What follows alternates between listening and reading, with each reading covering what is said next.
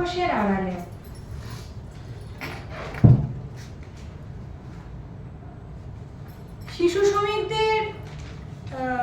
শিশু শ্রমিকদের রাখার বিরোধিতা করি। আমার সংস্থা থেকে বিপুল অর্থ সাহায্য করি অনাথ দরিদ্র শিশুদের পঠন পাঠনের জন্য। সুজয়বাবুর বক্তৃতায় হল হাততালিতে ফেটে পড়ল।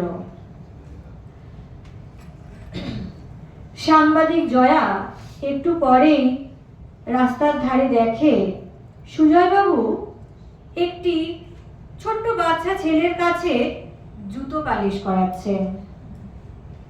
মুঠোফোনে ছবিটা তুলে আপন মনে হাসলো জয়া।